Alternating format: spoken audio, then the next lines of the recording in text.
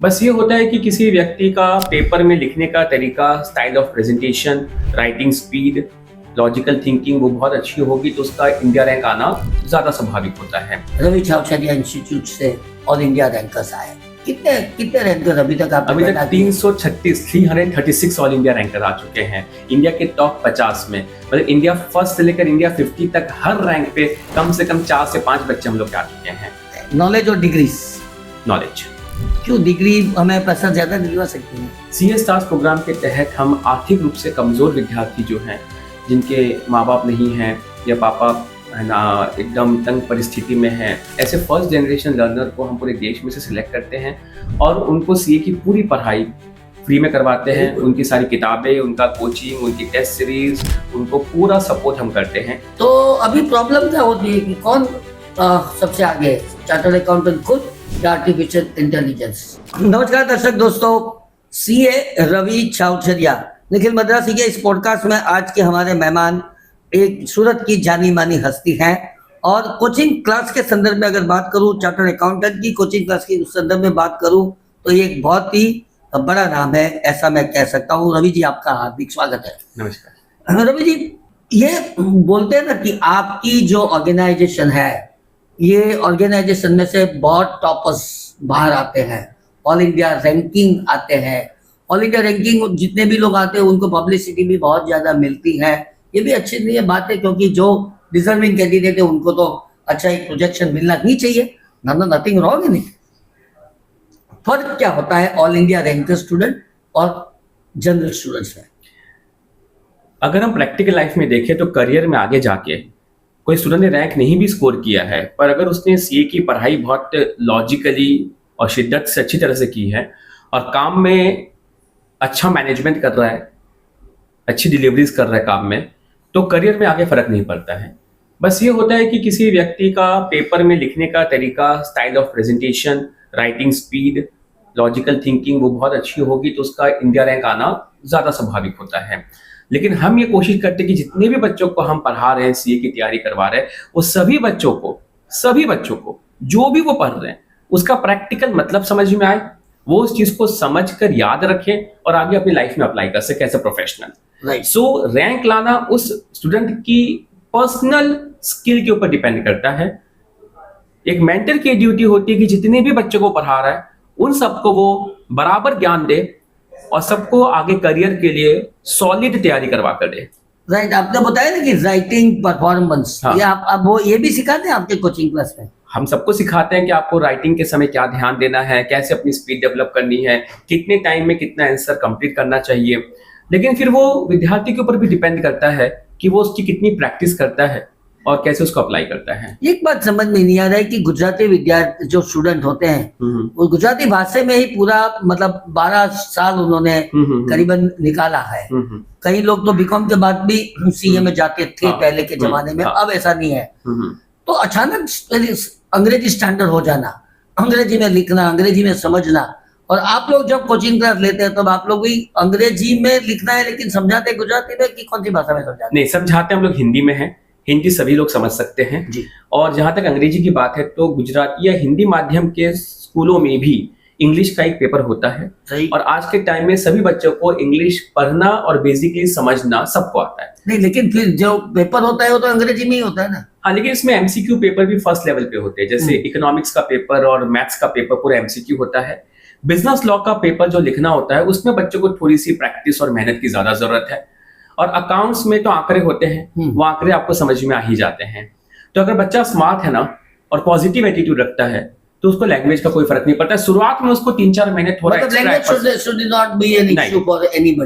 देश में जितने डॉक्टर्स हैं, इंजीनियर्स, उनमें से बहुतों ने अपनी मातृभाषा में 12वीं तक की पढ़ाई की है, पर फिर मेडिकल और इंजीनियरिंग की पढ़ाई उन्होंने अंग्रेजी में की है। कितने परसेंटेज बच्चे CA होते हैं? मतलब एडमिट कितने लोग होते हैं, फिर कितने पास आउट होते हैं, ये रेशियो क्या है? इंडिया का कि हमारे यहाँ का? इंडिया का।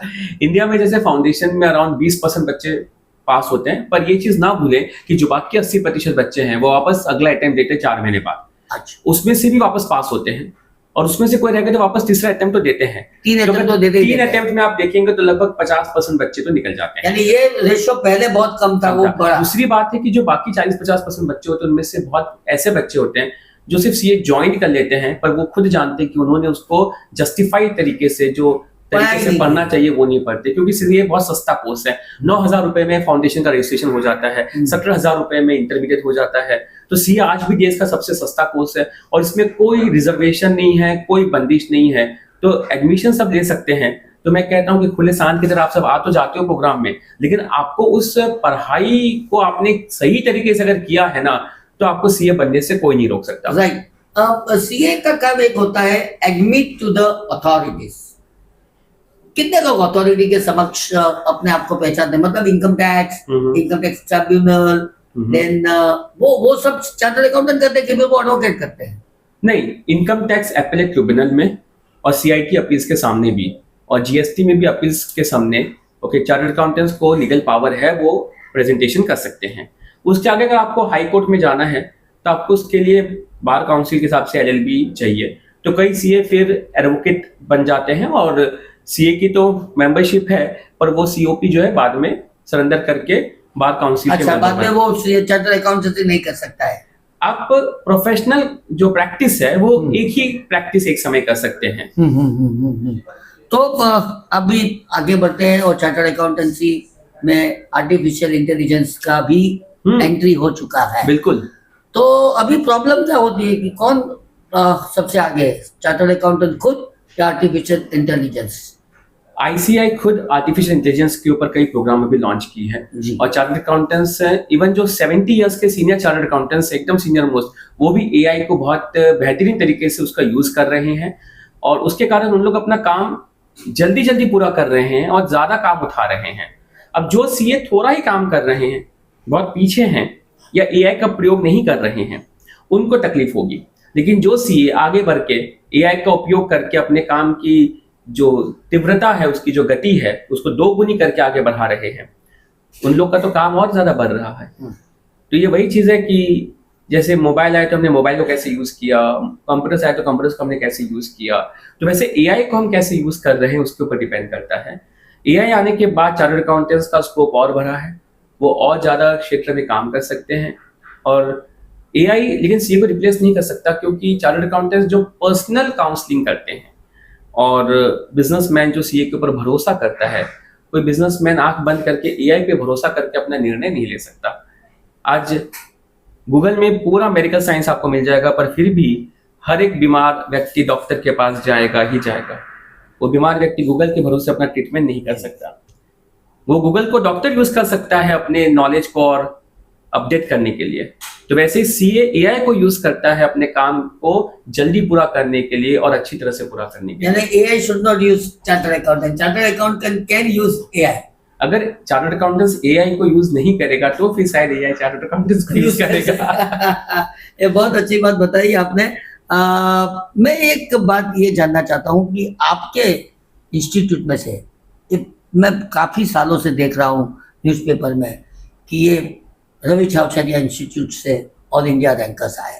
कितने रैंकर्स अभी तक आपने? अभी तक 336 ऑल इंडिया रैंकर आ चुके हैं इंडिया के टॉप 50 में। मतलब इंडिया फर्स्ट से लेकर इंडिया 50 तक हर रैंक पे कम से कम 4 से 5 बच्चे हम लोग के आ चुके हैं, और वो भी एक ही सेंटर और एक ही लोकेशन से एक बैच से। मतलब इतना कह सकता हूँ कि जितने कम बच्चों में जितना ज्यादा रैंक आरसीआई से, रवि छावछारिया इंस्टीट्यूट हमारे इंस्टीट्यूट से आए हैं, वो शायद ही देश में कहीं पर भी इतने कम बच्चों में इतने ज्यादा रैंक आए। Reason why, what is the reason for that? Reason है कोई घालमेल करते हो, कोई कुछ? हम लोग घालमेल दिमाग में करते हैं, हम लोग दिमाग को ठीक करते हैं। सबसे पहले हम बच्चों का जो माइंडसेट है वो एजुकेशन को लेकर बहुत पॉजिटिव करते हैं। सेकेंडली, एजुकेशन का सही तरीका उनको सिखाते हैं, उसका पर्पस समझाते हैं। जब आपको ये चीज क्लियर है कि मैं क्यों पढ़ रहा हूं, तो फिर कैसे पढ़ना है वो प्रॉब्लम नहीं है। तो purpose of education, purpose of doing CA and the way of doing CA, वो चीज हमें सही कराना है, फिर तो बच्चा पढ़ के उसको निकाल देगा।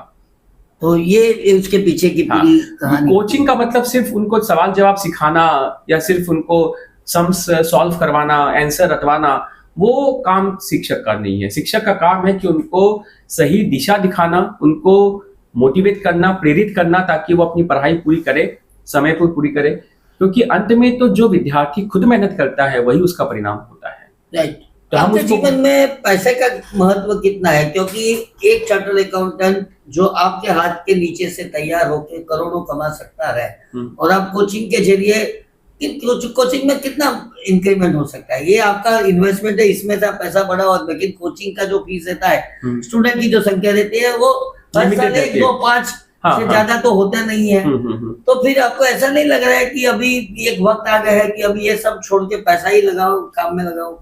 हम लोग की कोचिंग फीस भी आज भारत में सबसे कम रखते हैं हम लोग, और आप जानते हैं सीए स्टार्स में काफ़ी सारे बच्चों को हम फ्री में पढ़ाते हैं, लेकिन उसके सामने जो बच्चों का प्यार और सम्मान मिलता है वो बहुत कीमती है।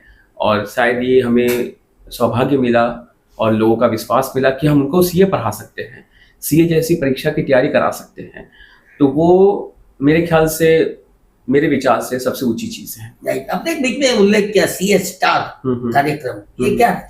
सीए स्टार्स प्रोग्राम के तहत हम आर्थिक रूप से कमजोर विद्यार्थी जो हैं, जिनके माँ बाप नहीं हैं या पापा है ना एकदम तंग परिस्थिति में है, जिनका अपना घर गाड़ी नहीं है, जिनके परिवार में कोई पढ़ा लिखा नहीं है, ऐसे फर्स्ट जनरेशन लर्नर को हम पूरे देश में से सिलेक्ट करते हैं और उनको सीए की पूरी पढ़ाई फ्री में करवाते हैं। उनकी सारी किताबें, उनका कोचिंग, उनकी टेस्ट सीरीज, उनको पूरा सपोर्ट हम करते हैं। और उसमें जो बच्चे सूरत आकर पढ़ना चाहते हैं उनको रहने खाने की भी सुविधा फ्री में प्रोवाइड की जाती है।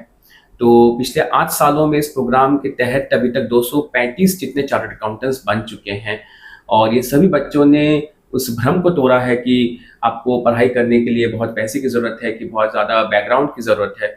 इन्होंने ये प्रूव करके दिया कि उनका बैकग्राउंड उनके भविष्य का दर्पण नहीं है, उनका भविष्य अलग ही है। तो ये सीए स्टार्स मेरे दिल के बहुत करीब है, ये मेरा लाइफ का सबसे बड़ा मिशन है, और आज इस प्रोग्राम को हम और आगे बढ़ा रहे हैं।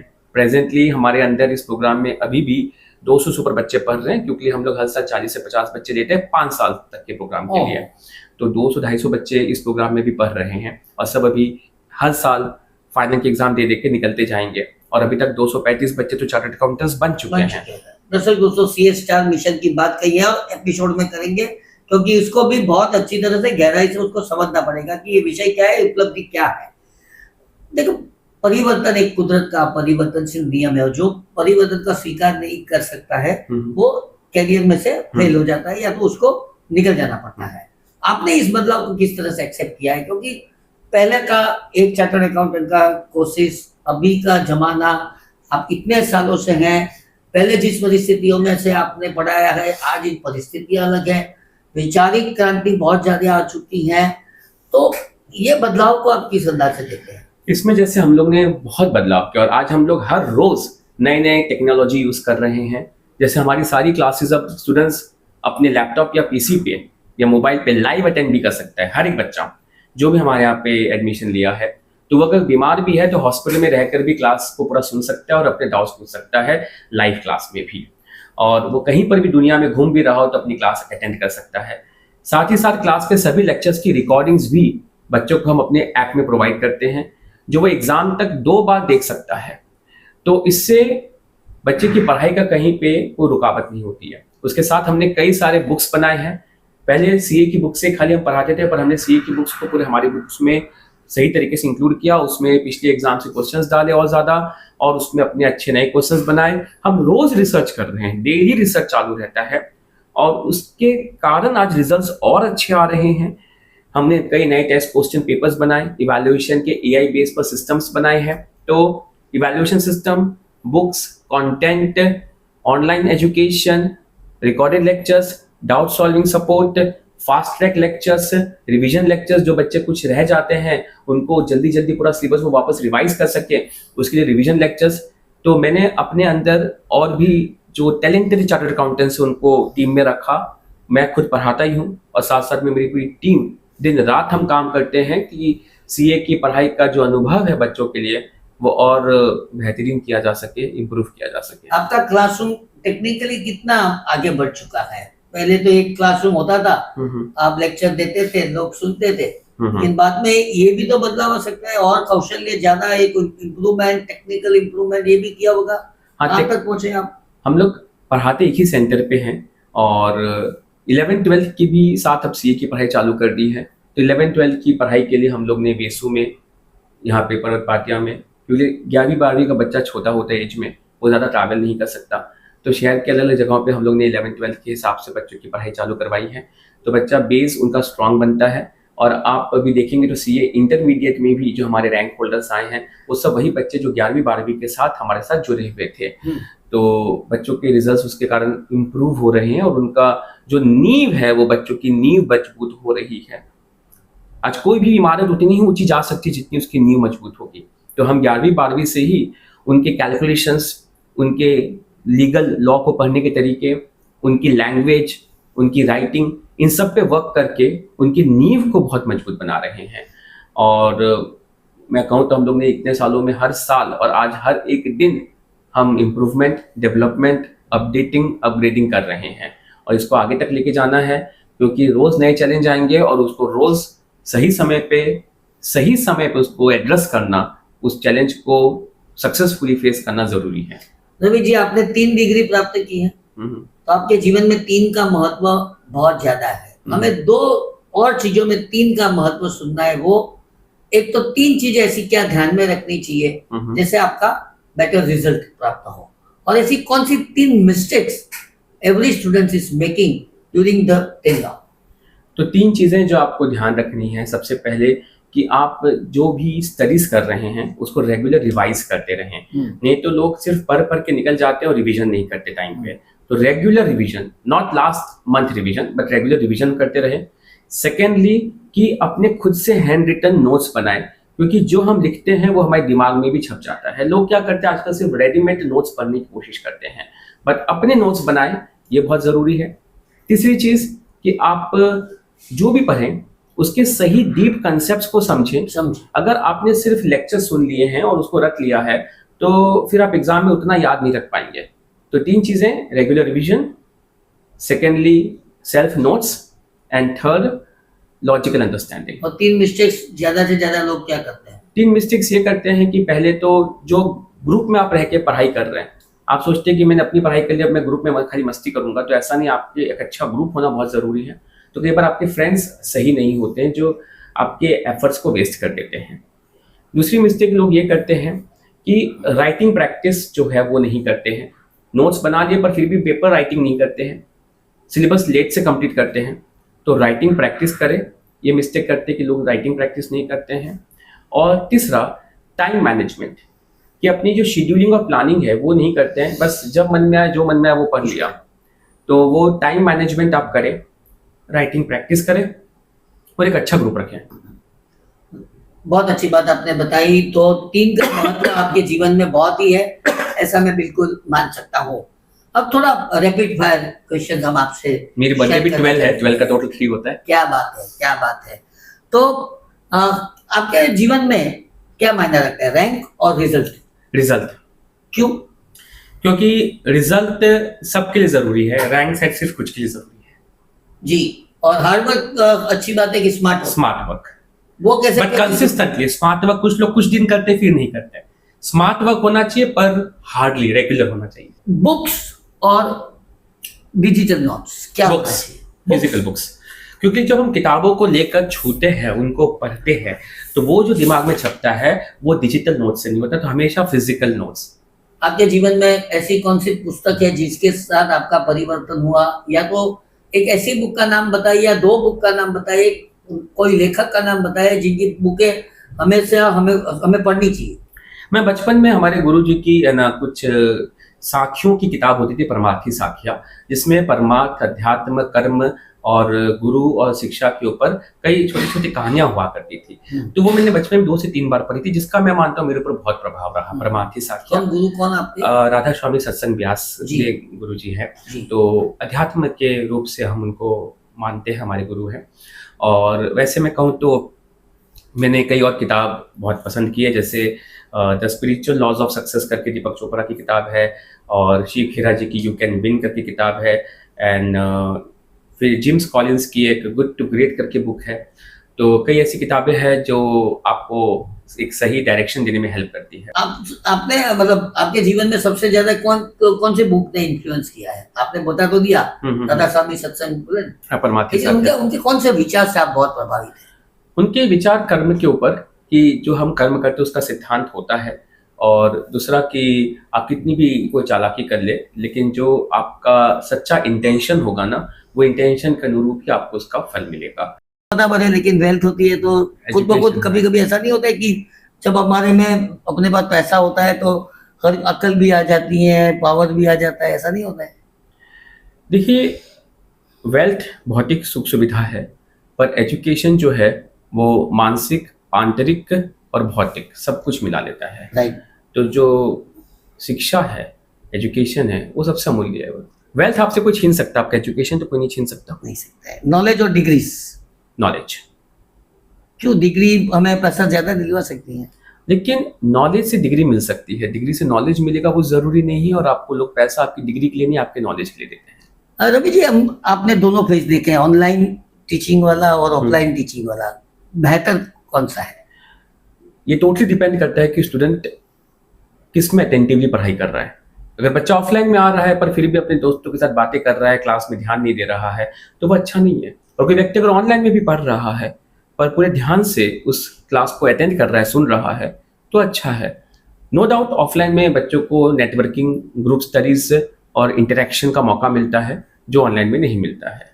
राइट। एक अंतिम प्रश्न के साथ आपके साथ का एपिसोड समाप्त करते हैं। पेरेंट्स को तो कुछ बताओ कि उनको वो क्या चाहते हैं, मतलब अगर अपना बच्चा चार्टर्ड अकाउंटेंट बनना चाहते हैं, वो उनका अधूरा सपना कहीं और कारकिर्दी में देख रहा है और उनको जाने नहीं देता, ऐसे पेरेंट्स को आप क्या बोलोगे? पेरेंट्स को बच्चों को मार्गदर्शन देना चाहिए, पर उनके ऊपर जबरदस्ती करके कोई चीज़ को थोपना नहीं चाहिए, क्योंकि बच्चे को भी मार्गदर्शन की ज़रूरत होती है जो पेरेंट्स उन्हें अपने अनुभव से दे सकते हैं। लेकिन उसके साथ साथ बच्चों को फ्रीडम देना और उनके ऊपर वॉच रखना चाहिए, हमको नज़र रखनी चाहिए। जैसे बच्चा खेल रहा है, अपनी मस्ती में खेलो, बस मेरी नज़र बच्चे पे रहनी चाहिए। तो वही एटीट्यूड माँ बाप को रखना चाहिए कि बच्चों को खेलने के लिए मैदान दे और उनको जकड़ के ना रखें। राइट। तो रवि जी, बहुत बहुत शुक्रिया आपका। मेरे ख्याल से ये एपिसोड में आपने पूरा जान डाल दिया, आपकी जो अनुभव यात्रा है उनका निचोड़ आपने मुझे बता दिया। आपका बहुत बहुत शुक्रिया। दर्शक दोस्तों, ये थे रवि छावछेरिया जी अपने विचारों के साथ, सूरत की एक जानी मानी हस्ती और कोचिंग क्लास चार्टर्ड अकाउंटेंसी के, जिसके हम उसको महारथी बोलते हैं, ऐसे रवि छावछेरिया और निखिल मद्रास जी। नमस्कार। नमस्कार।